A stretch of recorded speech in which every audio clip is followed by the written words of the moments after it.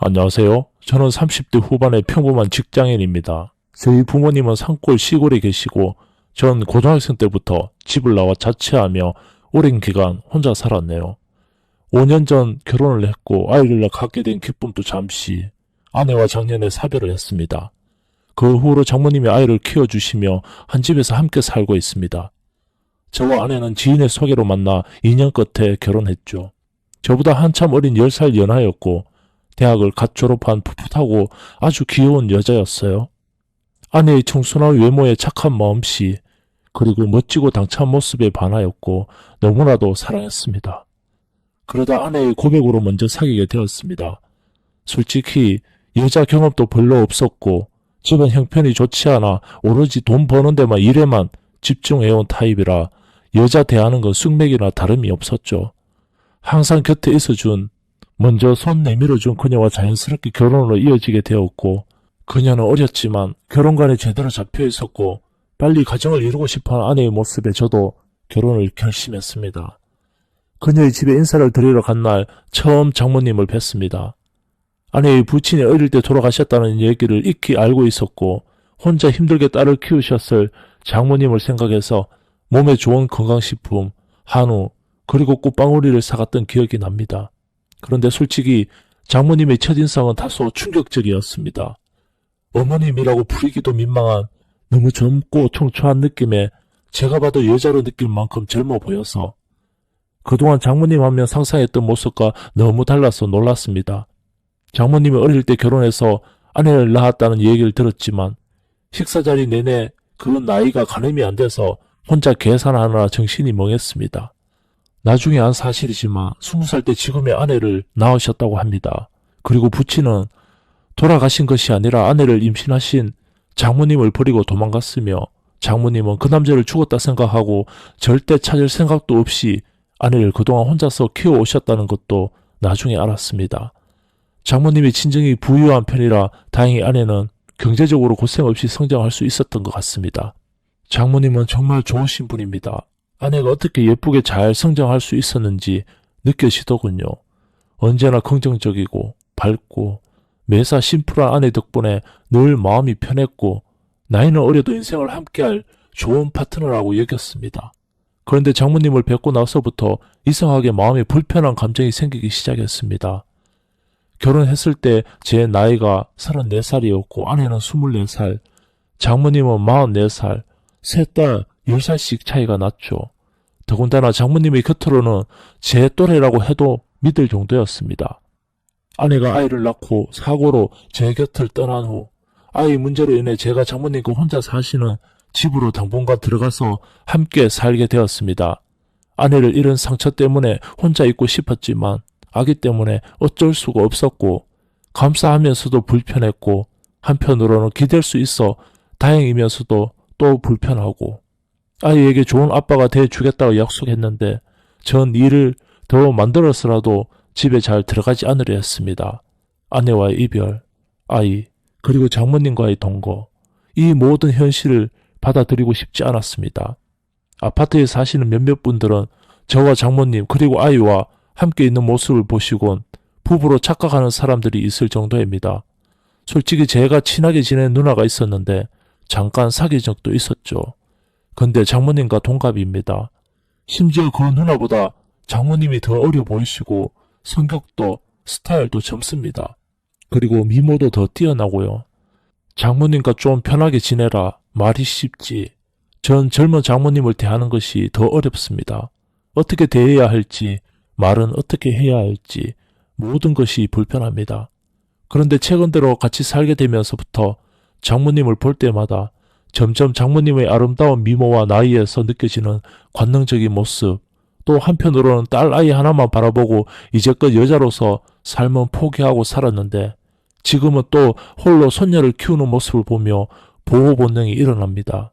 며칠 전에는 장모님께서 방금 샤워를 끝마치고 덜 말린 머리카락이 촉촉한 상태에서 주방에서 설거지하는 뒷모습을 보니 멍한 상태로 바라보다 그때 마침 눈이 서로 마주쳤었는데 정말 말로 표현할 수 없는 감정을 느꼈습니다. 온몸이 찌릿했다고 해야 할까요? 길 가다가 맛있는 게 보이면 이젠 장모님이 생각납니다. 아, 장모님 저거 사다 드리면 맛있게 드실 것 같은데. 그래서 몇 번 사드린 적도 여러 번입니다. 장모님께서 취하시는 동작 하나하나, 말투 하나하나 얼마나 좋은지 그런 사랑스러운 모습을 보거나 떠올리면 좋아서 혼자 피식 웃기도 합니다. 장모님과 얽히지 않았으면 더 좋았을 텐데 라는 생각도 듭니다. 하지만 어쩔 수 없이 같이 살게 되었고 아이가 어느 정도 자랄 때까지 한동안은 함께 살아야겠죠. 언제쯤 제 마음이 사그라질까요? 언젠가 제가 장모님을 봐도 아무렇지 않은 날이 올까요? 아니면 새 식구가 평생 같이 산다면 어떻게 될까요? 남편에게 버림받고 딸 하나만 보고 이제껏 살아왔다. 그리고 딸이 이른 나이에 결혼하는 날 장모님은 든든한 사위를 얻었다며 이제 우리 집에도 남자가 생겼구나 하시며 사위의 든든한 모습에 뿌듯해했다. 딸이 결혼하고 싶다고 처음으로 인사를 드리러 갔을 때 내 첫인상을 보시고 너무나도 마음에 들어했던 그녀의 모습이 아직도 생생하게 기억하고 있다. 집안이 보잘것없고 서울에 집 살 돈도 없어 장모님이 전세금도 보태주시고 아내보다 나이도 10살이나 많았지만 장모님은 싫은 대색 한 번 없이 환하게 웃으며 날 반겼고 무척이나 마음에 들어 했었다. 이제 그녀는 손주 하나만 바라보고 산다. 이제 내가 그녀를 지켜주고 싶다.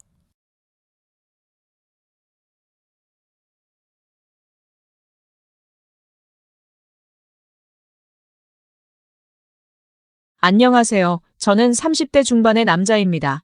얼마 전 쉬는 날이 너무 좋아서 차 끌고 양평 놀러 갔다가 교통사고가 났습니다. 뒤에서 박았는데 당연하게도 100대 0이 나왔고 제 차 수리비며 병원비 모두를 그쪽 보험사에서 해결해 주기로 했어요. 저는 처음에는 크게 다치지 않은 것 같아서 그냥 집으로 왔는데 다음날 일어나 보니 온몸이 안 아픈 곳이 없더라고요. 그래서 집 근처 재활병원을 찾았어요.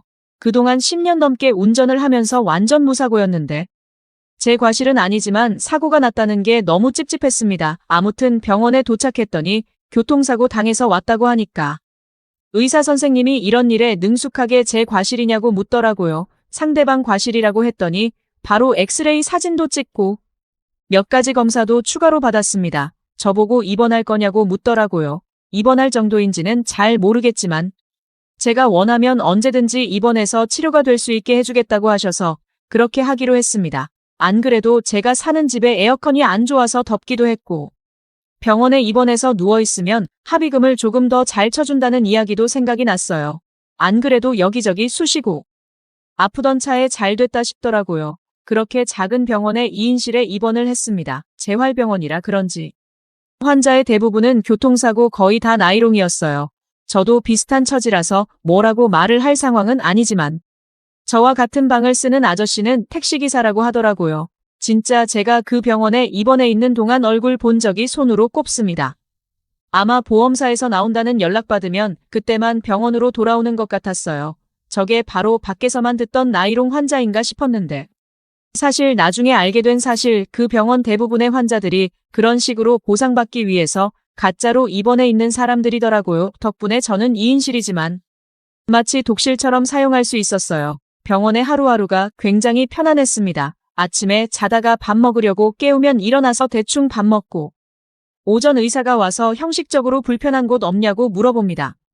그리고 대부분은 점심 먹을 때까지 아무것도 할 게 없어서 또 누워만 있다가 낮잠 자고 있으면 재활치료 받으라고 간호사가 깨웁니다. 하루 종일 누워있다가 그때가 유일하게 일어나서 움직이는 시간입니다. 그럼 엘리베이터 타고 내려가서 1시간 정도 찜질 치료 비슷한 것을 했고 따뜻한 팩을 한다거나 안마기계를 붙여놓고 30분 정도 누워있다 옵니다. 그리고 저녁 먹고 나면 오후에 간호사가 한번 들러서 상태 체크하고 가는 것이 전부입니다. 별다를 것 없는 하루가 계속되었고 정말 지루했어요. 정말 무료하고 지루해서 택시기사 아저씨가 매일 밖에 나가서 오는 것이 이해가 가더라고요. 그나마 한 가지 제가 유일하게 기다리는 시간은 바로 하루 한 번 물리치료 받는 시간입니다. 물리치료 자체가 별로 특별할 일은 없지만 병원 안에서 가장 예쁜 아가씨가 옆에서 치료를 담당해주고 있어서 너무 좋았습니다. 남자도 있었지만 저는 첫날부터 이쁜 여자가 담당이었고 그 뒤로 매일같이 같은 사람이 저를 치료해줬어요. 치료 내용은 별거 없었습니다. 맨사리에 젤을 뿌리고 안마기 같은 기계로 한참 문질러주기도 하니까 시원하기도 하고 예쁜 아가씨가 해줘서 더 기분 좋더라고요. 나이는 20대 후반이나 많이 봐줘야 30대 초반으로 보였는데. 엄청난 미인은 아니지만 동글동글한 얼굴이고 약간 살집이 있는 편이라서 오히려 더 보기 좋고 제 스타일이었어요. 원래 통통하고 볼륨 있는 몸매의 여자를 좋아했기 때문에 매일 그녀를 만나는 시간이 가장 행복했습니다. 안 그래도 병원에 갇혀 있으면서 답답하고 요즘 구경도 못하는 상황인데 유일하게 한 줄기의 빛처럼 제 스타일의 예쁜 여자와 대화도 나누고 치료도 받는 일석이조의 시간이었어요. 처음엔 그녀에게 호감을 얻고 싶고 친해지고 싶어서 일부러 더 많이 말을 걸었습니다. 농담도 주고받고 치료받는 동안 대화도 나눴는데 저랑 개그 코드 여러모로 저와 잘 맞는다 싶었어요. 이거 잘하면 병원 퇴원하기 전에 꼬셔서 나중에 밖에서 따로 만날 수도 있지 않을까 하는 상상을 했습니다. 물리치료를 받으려면 커튼을 치고 그 안에서 따로 침대에 누워서 봤습니다. 그러다 보니 밀폐된 공간에서 남녀가 30분 이상 있다 보면 이상한 기분이 듭니다. 한 2주 가까이 그녀와 매일 같이 보면서 진짜 많이 친해진 어느 날이었어요. 제가 허리가 안 좋아서 항상 엎드려서 치료를 받았는데 그날은 똑바로 누워서 배 쪽을 하더라고요. 항상 엎드려 있었기 때문에 치료하는 동안 얼굴 마주 볼 일도 없었고 그녀의 손길에 제가 반응이 오더라도 엎드려 있어서 가릴 수 있었는데 난감했습니다. 병원이라는 공간에서 어떻게 해소할 방법도 없어서 많이 쌓여졌어요. 손만 대도 민감해진 상황에서 젊은 여자가 쟤를 마르고 제 몸을 만진다고 상상만 해도 짜릿해지는 느낌이었습니다. 아무튼 치료를 해야 한다고 해서 저는 똑바로 누웠어요.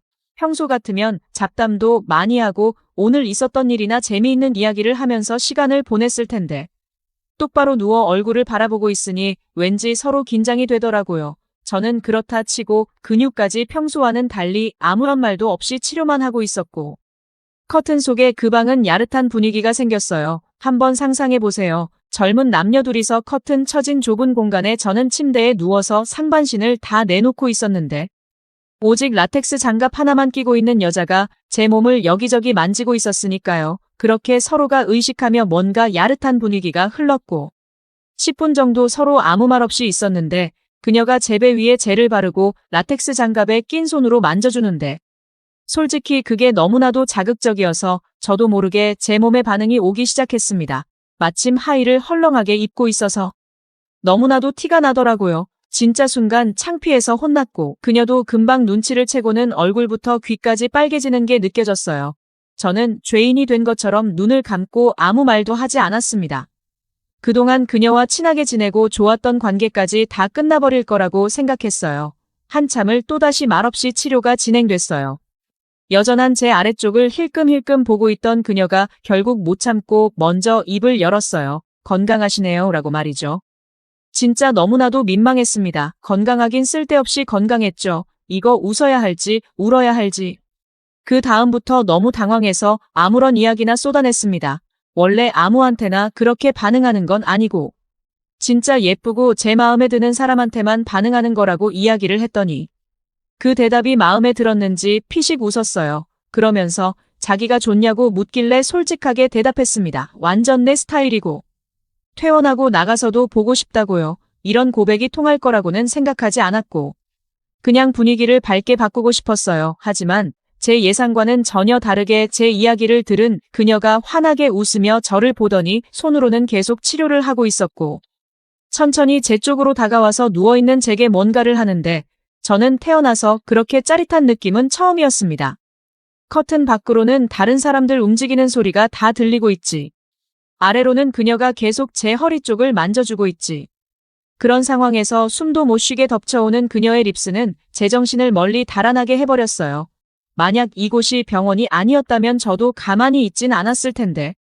아쉽더라고요. 그 일이 있은 후 며칠 동안 저는 치료를 받으면서 계속 그녀와 몰래 즐거운 시간을 보냈고 상대방 보험사에서 찾아와 합의를 하고 퇴원하게 되었습니다.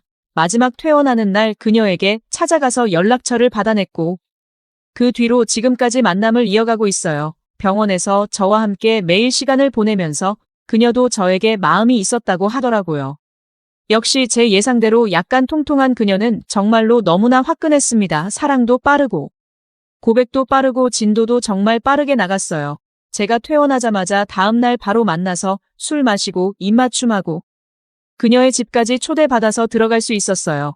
그 뒤로 지금까지 잘 만나면서 사귀고 있고 요즘도 가끔 제게 그런 방법으로 입맞춤을 해주고 하는데 아무래도 처음 그 느낌은 아니지만 그래도 너무 좋습니다. 교통사고 당한 게 재수 없는 일이라고 생각할 수도 있지만 제게는 덕분에 푹 쉬면서 새 여자친구도 만들 수 있게 해줘서 고맙게 생각해요.